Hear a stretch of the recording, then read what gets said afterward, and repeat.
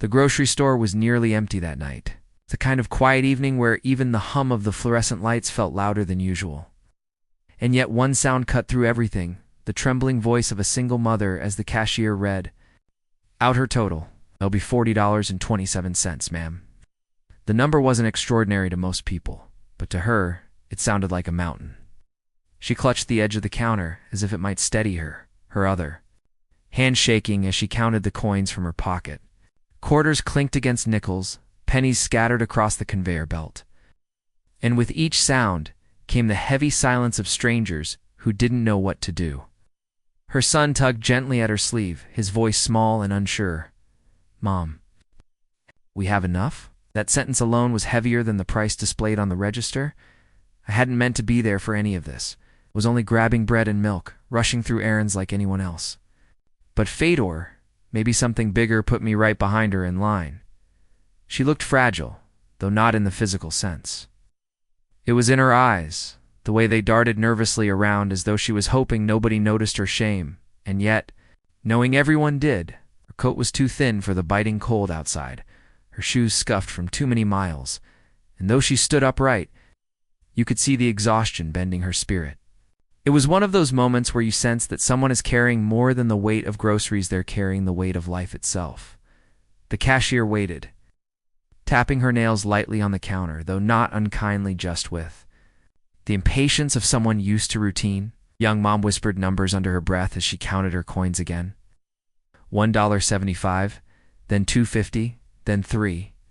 She was still so far from 40.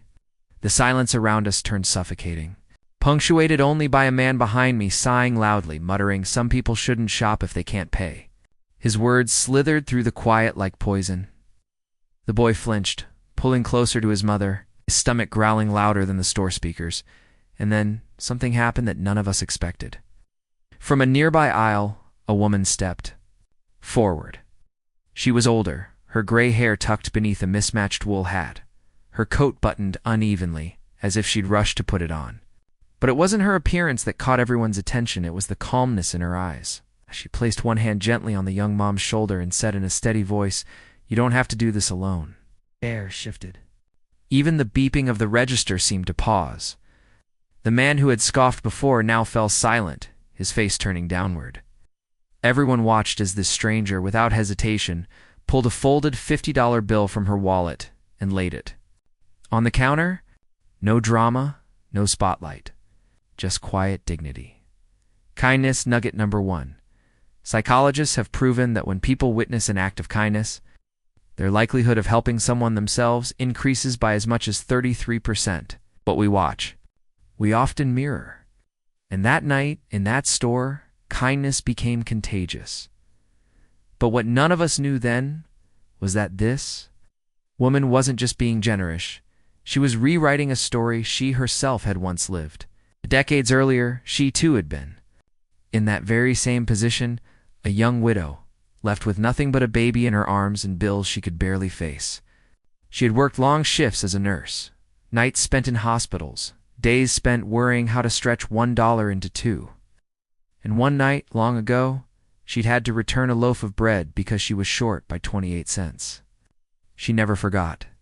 The stranger who stepped in silently, covering the difference and whispering, "Keep your dignity, young lady." That tiny mercy became her anchor through those years of survival. And now, 40 years later, she had become that stranger for someone else. History wasn't repeating, it was healing. The young mom tried to refuse, shaking her head, tears blurring her vision. "I can't accept this," she whispered, her voice cracking with the weight of both pride and desperation. But the older woman only smiled softly and replied, "You're not accepting charity. You're accepting humanity."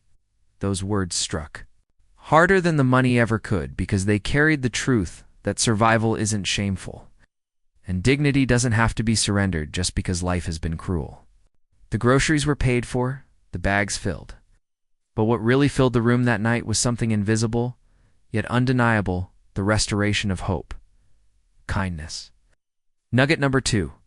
Science tells us that giving or receiving kindness releases oxytocin, the so-called love hormone. This isn't just poetic, it physically lowers blood pressure, reduces stress, and even strengthens the heart. In other words, kindness literally keeps us alive. That store was no longer just a marketplace. It was a sanctuary where hearts were healing. If you've ever felt unseen, hold on to this line. You're not accepting charity. You're accepting humanity. Screenshot it. But someone who needs to be reminded that dignity is never lost when kindness steps in. What happened afterward was nothing short of extraordinary. It was like dominoes falling, one kindness sparking another. The cashier, who had been quietly observing, slipped a small pack of gum into the little boy's bag with a wink. "On the house," she whispered, "for you." It's the man who had muttered cruel words earlier, lowered his eyes, clearly ashamed, and reached into his pocket. Without saying a word, he placed a $5 bill into the mother's hand. Another shopper scribbled something on the back of a receipt and passed it to her, saying, "There's a food pantry 2 blocks from here. Ask for Martha. She know what to do." Suddenly, what had begun as one woman's desperation became a chain reaction of compassion. Strangers who had been silent minutes earlier were now standing together, proving that kindness isn't passive, it's powerful. By the time the young mom stepped outside into the cold night, she wasn't carrying just groceries. She was carrying something far greater, the proof that she was not invisible, so that her son was not forgotten, and that even in her lowest moment, the world had not abandoned her. But the most unforgettable moment came when her son tugged gently at the nurse's sleeve before they left. His voice was shy, but steady. "When I grow up," he whispered, "I'll help someone like you did." And in that simple vow, the entire night's meaning crystallized. The nurse bent down, kissed his forehead, and smiled. "Then my job is done," she said softly. Kindness nugget number 3, neuroscience. Research shows that children who witness acts of kindness are significantly more likely to become empathetic adults. Kindness doesn't just change moments, it changes futures. That little boy had just been given more than food. He had been given an example that would live inside him for life. Months later, heard from someone in the community that the young mother had written about that night in her diary. She called it the $40 miracle. She didn't mean the money, of course. She meant the humanity she'd found in a place where she'd expected only shame.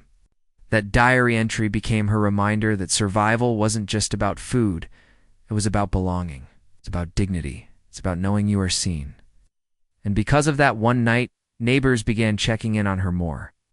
Someone dropped off hand-me-down clothes. Someone else babysat when she had late shifts. Slowly, her story turned from despair to resilience. But there was one final twist. The retired nurse, months after the event, found an envelope in her mailbox. No return address, no explanation. Inside was a crumpled $1 bill and a note written in a child's handwriting. "Thank you." It was the little boy's very first allowance, and he had chosen to send it to her. That dollar wasn't payment. It was a promise. Proof that kindness never vanishes, it circles back. Often when we least expect it. And that's why I believe stories like this need to be told. Because kindness is not just charity's humanity. And when we show it, we don't just change lives. We pass the torch to the next generation. One vow, one whispered promise. One small dollar at a time. But if you thought tonight's story carried power, wait until you hear what's coming next week. I'll share with you the unforgettable tale of the forgotten child whose song silenced an entire city. You don't want to miss it.